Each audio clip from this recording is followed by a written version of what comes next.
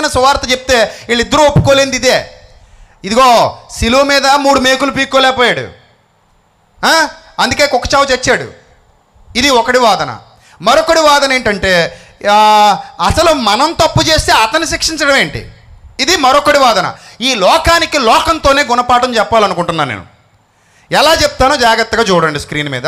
First, ఈ భారతదేశాన్ని ఉర్రూతలూగించినటువంటి 2 సినిమాలు ఉన్నాయి నా చిన్నతనంలో. 30 సార్లు చూశానండి ఒక సినిమా. అందులో ఒక సినిమా నేను VCR పెట్టుకు 30 సార్లు చూశాను నా చిన్నతనంలో. అంత పిచ్చి నాకు ఆ సినిమా అంటే. ఇంకో సినిమా ఉంది, అది కూడా నేను మారు మనసు పొందకముందే వచ్చింది. దాన్ని కూడా ఇంచుమించు ఒక 7-8 సార్లు థియేటర్లో చూసా. అంత పిచ్చిగా నాకు ఆ సినిమాల మీద అవగాహన ఉంది. లోకం ఒప్పుకుంది కాబట్టి super duper block buster hit అయ్యింది. ఎవరు ఒప్పుకున్నారు? లోకం ఒప్పుకుంది. ఇప్పుడు అదే లోకం అదే విషయాన్ని బైబిల్లో నుంచి కాపీ కొట్టారని నేను చూపిస్తాను ఇప్పుడు మీకు. ఆ సీన్స్ మొత్తం, ఆ ఎసెన్స్ మొత్తం బైబిల్లో నుంచి కాపీ కొట్టారు. ఆ ఎసెన్స్ బైబిల్లో నుంచి కాపీ కొడితే మాత్రం ఒప్పుకోలేకపోతుంది. ఇప్పుడు అందులో మొట్టమొదటి నేను 30 సార్లు చూసిన ఆ తమిళ సినిమా చూద్దాం.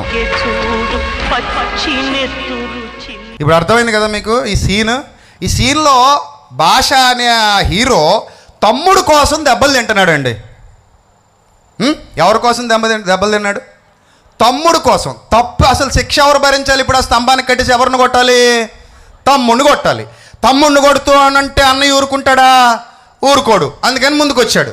మామూలుగా ఈ భాష తనను తాను రక్షించుకోలేనోడా కాదు. ముంబైలో మహాపెద్ద డాను. ఆయన పేరు చెప్తే ఒకసారి చెప్తే 100 సార్లు చెప్పినట్టు అందరూ పోసేస్తారట. అంత పెద్ద క్యారెక్టర్ అది. అలాంటి క్యారెక్టరు తనను తాను తగ్గించుకొని తనను తాను రిక్తునిగా చేసుకొని ఆ భాష అనే గొప్ప క్యారెక్టర్ని విడిచిపెట్టి మాణిక్యంగా మారి ఆ ఊరు వదిలేసి ఇంకొక ఊరికి వచ్చేసి ఆటో కొనుక్కుని ఆటో నడుపుకుంటూ తమ్ముడు కోసం చెట్టుగా ఆ స్తంభానికి కట్టబడి దెబ్బలు తిన్నాడు. ఇప్పుడు దీన్ని బైబిల్ నుంచి కాపీ కొట్టారు. ఈ ఎసెన్స్ అంటాను నేను. యేసుక్రీస్తు కూడా పరలోకంలో మహాశక్తి సంపన్నుడుగా కలిగి ఉన్నది ఏది ఆయన లేకుండా కలగలేదు. గాలిని గద్దించగలిగే దమ్ముంది, సముద్రాన్ని గద్దించగలిగే దమ్ముంది. అంత గొప్ప శక్తివంతుడు భూమి మీదకి తనను తాను రిక్తునిగా చేసుకుని ఏమీ లేనివాడిగా వచ్చి ఆయన కూడా కట్టబడి కొట్టబడ్డాడు తన తమ్ముళ్ళ కోసం తన చెల్లెళ్ళ కోసం అని నేను అంటున్నాను. మరి దాన్ని సూపర్ హిట్ చేసినప్పుడు దీన్ని ఎందుకు అట్టర్ ఫ్లాప్ అంటున్నావురా పనికి మాలినోడా అని అడుగుతున్నాను. లోకాన్ని అడుగుతున్నాను, క్రైస్తవ్యాన్ని కాదు. ఇప్పుడు అది సూపర్ హిట్ సినిమాయా అట్టర్ ఫ్లాప్ సినిమాయా? Super hit. ఇప్పటికీ ఆ సీన్ చూస్తుంటే గూస్ బంప్స్ అవుతుంటాయి. అందులో రజనీకాంత్ యాక్టింగ్ అలా ఉంటుంది. భాష మొత్తం పుస్తకం మీద రాసేయమంటే రాసేయగలను నేను, అంత అలా చూశాను. సో అలా అంత గొప్పగా ఉంటుంది మరి రజనీకాంత్ యాక్టింగ్ అందులో. మరి దాన్ని ఒప్పుకునే కాబట్టి సూపర్ హిట్ చేసింది ఈ లోకం. మీకు నచ్చింది కదా అది, ఆ సీన్ నచ్చింది కదా, అందులో రజనీకాంత్ త్యాగం నచ్చింది కదా. అంత ఆవేశాన్ని కూడా అణిచేసుకున్నాడు.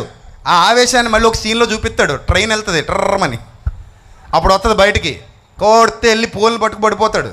ఫైట్ అయ్యాక లేస్తాడు, తర్వాత మళ్ళీ ఎలివేట్ చేస్తాడు. అలాగే యేసుక్రీస్తు కూడా యోధా గోత్రపు కొదమ సింహంలా రాబోతున్నాడు. అప్పుడు ఉంటుంది నీకు అర్థం అవుతుంది అది ఏంటో, ఆయన పవర్ ఏంటో. తనను తాను ఎందుకు రక్షించుకోలేకపోయాడో, 12 సేనా వ్యూహాల కంటే సైన్యాలు ఎక్కువ ఎలా వస్తాయో, ఆయన పవర్ ఎలా ఉంటుందో, ఆయన శక్తి ఎలా ఉంటుందో, ఆయన ఎలివేషన్స్ ఎలా ఉంటాయో చూద్దు. కానీ భాషలో రజనీకాంత్ ఎలివేషన్స్ కంటే 100 టైమ్స్ ఎక్కువ ఉంటాయి. ఎందుకంటే సినిమా కాబట్టి వాళ్ళకి నచ్చినట్టు తీస్తారు కల్పితాలు, కానీ అదంతా ఒరిజినల్, మరి మామూలుగా ఉండదు. కాబట్టి హిట్ చేసావా లేదా ఈ విషయాన్ని? బైబిల్లో ఉన్న ఎసెన్స్ కూడా ఇలాంటిదే కదా, ఎలాంటిదే కాదా? పాయింట్ చెప్పండి. తమ్ముడు కోసం అన్న చచ్చిపోయాడండి, అది అన్న దెబ్బలు తిన్నాడండి. నా కోసం నా యేసుక్రీస్తు దెబ్బలు తిన్నాడండి. అందులో నీకు త్యాగం కనబడి సినిమా హిట్ అయితే మరి ఇందులో నీకు ఎందుకు త్యాగం కనబడట్లేదు? ఆ విషయాన్ని అది అబద్ధమైనా అంగీకరించావు, నిజాన్ని మాత్రం అంగీకరించడానికి కుళ్ళి చచ్చిపోతున్నావు. అది అబద్ధం, నిజం కాదు అది. ఇది నిజం.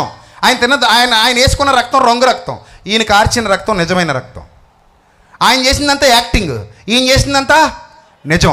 ఒక అబద్ధాన్ని ఏమో నమ్మి హిట్ చేసావా, డబ్బులు తగిలేసి మరీ చూసావా వెళ్ళి? ఒక నిజాన్ని చెబుతుంటే మాత్రం ఏడుస్తున్నావా?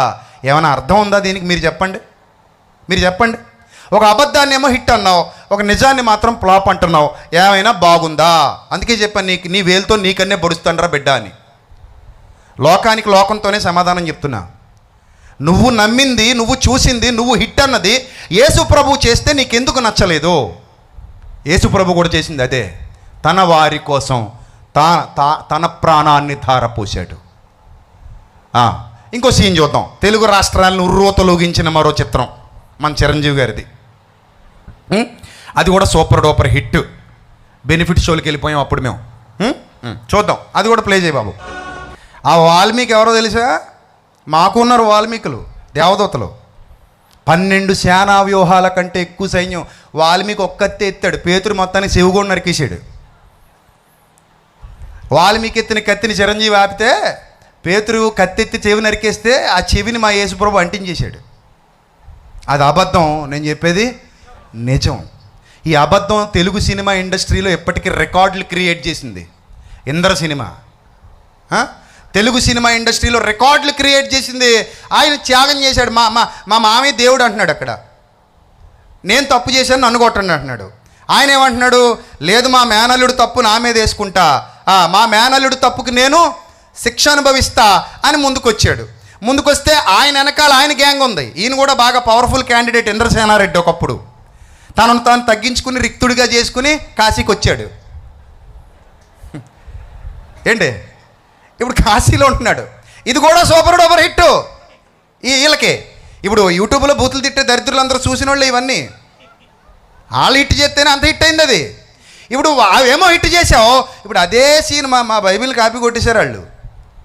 ఆ క్యారెక్టర్ మా యేసుప్రభుది, ఆ మేనలుడి క్యారెక్టర్ మాది, ఆ వాల్మీకి క్యారెక్టర్ దేవదూతలది. సో ఇంత ఈ క్యారెక్టర్లోని ఎసెన్స్ అంతా తీసేసుకుని సినిమాలుగా తీస్తే బాగా ఇష్టపడి చూసి సూపర్ డూపర్ హిట్ అంటున్నప్పుడు ఇదే విషయం బైబిల్లో వ్రాయబడింది. ఫిలిప్పీ పత్రిక 2వ అధ్యాయం 6వ వచనంలో ఎంత గొప్పవాడు ఏ స్థాయికి వచ్చాడో, ఎంత గొప్పవాడు ఎంతగా తనను తాను తగ్గించుకున్నాడో, ఎంత గొప్పవాడు మన కొరకు తన ప్రాణాన్ని ధారపోశాడో. ఇది బైబిల్ చరిత్ర, 1000 సంవత్సరాల క్రిందటి నిజ చరిత్ర. మన అతిక్రమముల నిమిత్తము ఆయన గాయపరచబడ్డాడు, మన దోష శిక్ష ఆయన మీద మోపబడింది. ప్రేమతో త్యాగం చేశాడు. మీకు బొమ్మ చూపించాను కాబట్టి ఇప్పుడు బాగా అర్థం అవుతుంది వాళ్ళకి, మనకు కాదు. త్యాగం అది త్యాగమే తప్ప మరోటి కాదు. రెండోది, వీడు ఇతరులను రక్షించెను, తనను తాను రక్షించుకోలేకపోయినాయి. అంటే ఇప్పుడు చిరంజీవి అసమర్థుడు అక్కడ దెబ్బలు తిన్నాడు. ఏమంటాడు తెలుసా? అది నెక్స్ట్ డైలాగ్లో, తప్పు నా వైపు నుండి కాబట్టి తలంచుకుని వెళ్ళిపోతున్నాను అలీ ఖాన్. లేదంటే ఇక్కడ నుంచి తలలు తీసుకెళ్ళేవాడిని అంటాడు. అబ్బాబా మనోళ్ళు వీళ్ళేసి సీట్లు చింపేసి మేము కూడా ఎగిరాలండి. అది డైలాగ్ అంటే ఒంటి మీద రోమాలు నెక్కబడి చేస్తుంటే అదే మా ఓడి బలి చెప్పేసాడు డైలాగ్. ఇదే డైలాగ్ యేసుప్రభు చెప్పాడు. పిలాతు ఆయన అప్పగించాడు కాబట్టి, ఇదిగో నేను నిన్ను ఏదైనా చేయడానికి నాకు అధికారం ఉందని నీకు తెలుసు కదా యేసుప్రభు అంటే. ఆయన అంటాడు, పిలాతు ఆయన ఇస్తే తప్ప నీకే అధికారం ఉండదు. అయినా నన్ను నేను అప్పగించుకుంటున్నాను సిలువుకి, నన్ను నేను అప్పగించుకుంటున్నాను కాబట్టి నువ్వు నన్ను సిలువేయగలుగుతున్నావు. లేకపోతే నువ్వు కాదు కదా, మీ తాత ముత్తాతలు దిగొచ్చినా ఏమి చేయలేరు. ఒక్క మాట చెప్తే 12 సేనా వ్యూహాల కంటే ఎక్కువ సైన్యాలు దిగిపోతాయి పరలోకం నుంచి. వాటిని తట్టుకోవటం నీ వల్ల కాదు కదా, నీ బాబుల వల్ల కూడా కాదు. యేసుప్రభు ఆల్రెడీ చెప్పేశాడు ఆ మాట. ఈయన తలలు తీసిపోతానంటాడు, ఆ ఉత్తు మాట అది. కోడిగుడ్డుతో కొట్టేశారు ఆయన్ని ఆ ఎలక్షన్ టైంలో. బాధపడ్డాను నేను చాలా. అప్పటికి నాకు చిరంజీవి అంటే చాలా ఇష్టం. బాధపడ్డాను, అరే మా చిరంజీవిని కోడిగుడ్డుతో కొట్టేసాడు ఎవడో దరిద్రుడని. సో కాబట్టి అది అబద్ధం. ఆ అబద్ధాన్ని కూడా నేను ఇష్టపడ్డావు, కానీ నిజాన్ని మాత్రం ఇష్టపడట్లేదు. నిజాన్ని ఇష్టపడట్లేదు.